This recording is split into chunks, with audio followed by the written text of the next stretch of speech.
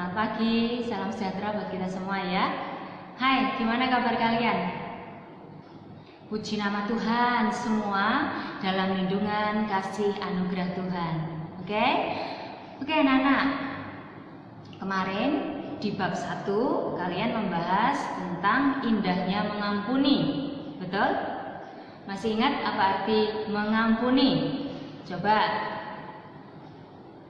Memaafkan seseorang dari kesalahannya dan tidak boleh mengungkitnya lagi. Lalu atau bisa kita artikan membebaskan diri kita dari beban kebencian, betul? Menggantinya dengan damai sejahtera. Wah, ini luar biasa ya.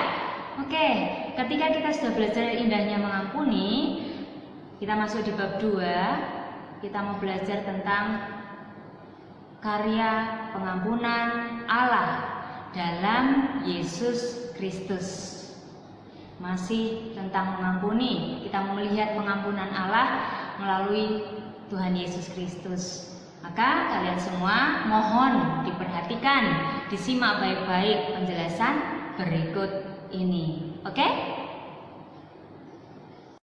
Nah, yang terkasih dalam Tuhan Yesus, hari ini kita akan belajar tentang karya pengampunan Allah dalam Yesus Kristus.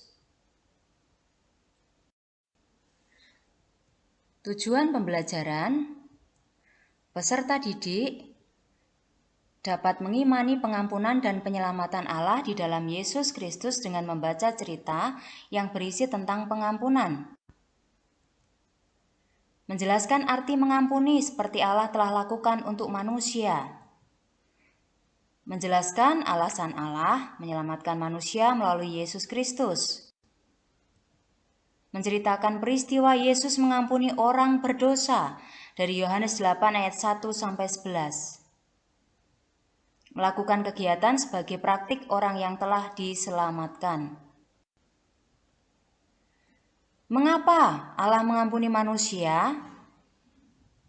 Alasannya jelas, karena Allah mengasihi manusia. Karena cintanya itu, maka Allah adalah Allah yang Maha Pengampun. Karena Allah adalah Allah penyelamat. Tidak ada yang lain yang bisa menyelamatkan kita kecuali Allah sendiri.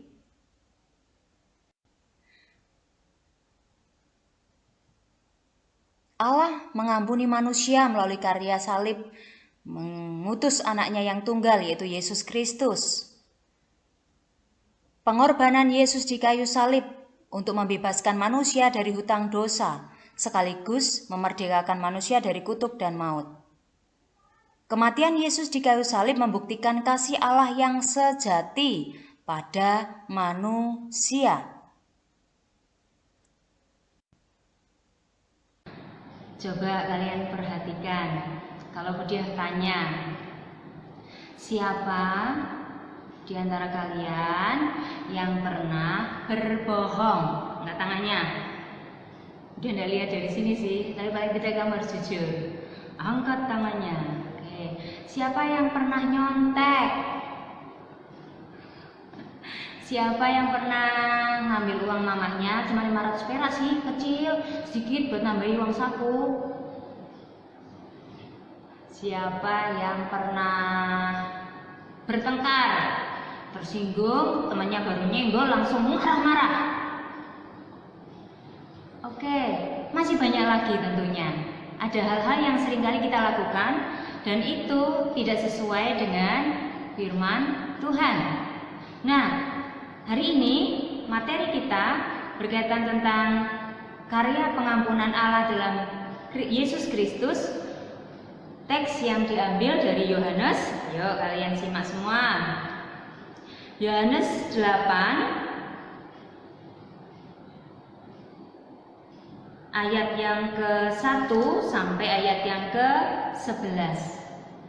Nah, sebelum membaca ini, dari contoh yang tadi Budia bilang, memang semua manusia itu cenderung melakukan dosa. Bahkan kalau kita membaca dari Roma pasal yang ketiga ayat yang ke-23, di sana dikatakan Kita mau baca di sana dulu, Roma 3 ayat 23. Karena semua orang telah berbuat dosa dan telah kehilangan kemuliaan Allah. Karena semua orang telah berbuat dosa. Kita mau lihat semua orang ya telah berbuat dosa. Nah, maka kalau kita melihat dari Yohanes, kita kembali ke Yohanes. Di situ ada contoh dikatakan pagi-pagi. Ayat yang pertama, tetapi Yesus pergi ke Bukit Zaitun. Pagi-pagi benar ia berada di mana? Di bait Allah, dan seluruh rakyat datang kepadanya. Ia duduk dan mengajar mereka. Maka ahli-ahli Taurat dan orang-orang Farisi membawa kepadanya seorang perempuan yang kedapatan berbuat zina. Mereka menempatkan perempuan itu di tengah-tengah lalu berkata kepada Yesus, Rabi, perempuan ini tertangkap basah ketika ia sedang berbuat zina. Musa dalam hukum Taurat memerintahkan kita untuk melempari perempuan-perempuan yang demikian. Anak-anak, ketika ahli Taurat dan orang Farisi menemukan seorang perempuan yang melakukan tindakan dosa, membawanya kepada Yesus. Dan menurut hukum saat itu dikatakan, menurut Musa, hukum Taurat, dia harus dilempari. Artinya dilempari batu, dirajam batu. Perhatikan anak-anak, apa respon Tuhan Yesus? Di ayat yang selanjutnya dikatakan, mereka mengatakan hal itu untuk mencobai dia supaya mereka memperoleh sesuatu untuk menyalahkannya, tetapi Yesus membungkuk lalu menulis dengan jarinya di tanah. Memang ini tidak ditunjukkan yang ditulis, tetapi setelah itu apa yang dilakukan Tuhan? Dan ketika mereka terus-menerus bertanya kepadanya, ia pun bangkit berdiri. Yesus bangkit berdiri dan berkata, apa kata Tuhan? Barang siapa di antara kamu tidak berdosa, hendaklah ia pertama melempar batu kepada perempuan itu. Menurut hukum Musa harus dilempari batu. Tetapi Yesus berkata, barang siapa di antara kamu tidak berdosa, hendaklah ia yang pertama melempar batu kepada perempuan itu. Kira-kira kalau kita membayangkan peristiwa itu lalu kita ada di sana, Yesus mengatakan demikian, barang siapa di antara kamu tidak berdosa, boleh melempar. Apakah kita melempar? Kita tahu kita manusia berdosa, semuanya kita berdosa. Pernah melakukan tindakan yang tidak benar. Maka kita melihat respon orang banyak tadi, respon ahli Taurat dan orang Farisi tadi. Ayat yang ke-9, tetapi setelah mereka mendengar perkataan itu, pergilah mereka seorang demi seorang, mulai dari yang tertua, akhirnya tinggallah Yesus seorang diri dengan perempuan itu yang tetap di tempatnya. Ketika Tuhan mengatakan barang siapa yang tidak berdosa, lempar yang pertama, kenai kepada perempuan itu. Tidak ada yang melempar, satu-satu pergi. Karena kenapa mereka pergi? Mereka menyadari mereka juga berdosa. Lalu Tuhan menyapa perempuan itu. Hai perempuan, ayat 10, di manakah mereka? Tidak adakah seorang yang menghukum engkau?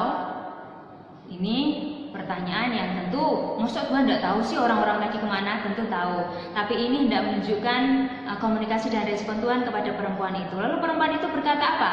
Tidak ada Tuhan. Lalu kata Yesus, aku pun tidak menghukum engkau. Pergilah dan jangan berbuat dosa lagi mulai dari sekarang. Respon Tuhan mengatakan kepada orang banyak, barang siapa yang tidak berdosa, silakan menghakimi perempuan itu yang berdosa. Tidak ada yang mau, karena merasa memang mereka berdosa. Lalu respon Tuhan, Yesus mengampuni. Dengan catatan pesannya, jangan berbuat dosa lagi. Nah, anak-anak yang terkasih dalam Tuhan Yesus, materi kita di bab ini, contoh ini mau kita bawa untuk kita bisa menyadari diri kita. Jangan kita cepat menghakimi orang lain. Itu orang dosa, itu orang berdosa, itu orang berdosa. Kita juga harus mawas diri. Kita juga berdosa. Maka ketika ada orang berdosa, justru kita harus dekati dalam arti membimbing mereka dan mengampuni mereka dan membawa mereka kepada Tuhan. bukan untuk dihakimi, tetapi untuk dikasihi sehingga mereka bertobat, berbalik kepada ajaran yang Tuhan berikan. Oke?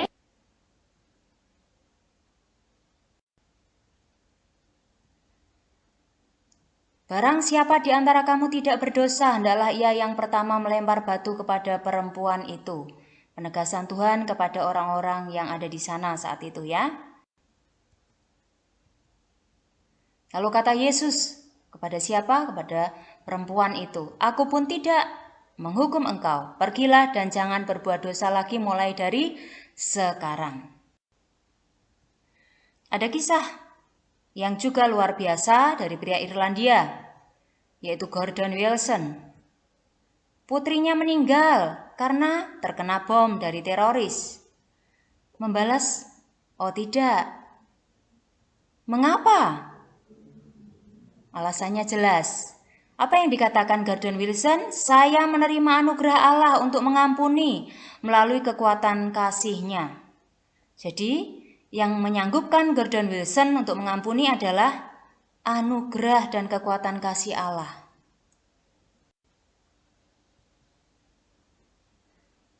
Anak-anak yang terkasih dalam Tuhan Yesus, kita juga harus belajar untuk merespon kasih Allah itu untuk menjadi berkat bagi sesama kita, dimanapun kita berada, di rumah, di sekolah, dimanapun. Karena kasih dan pengampunan Allah melalui karya salib menyelamatkan manusia yang berdosa, termasuk kita. Ingat, patuhi, dan jadikan kebiasaan.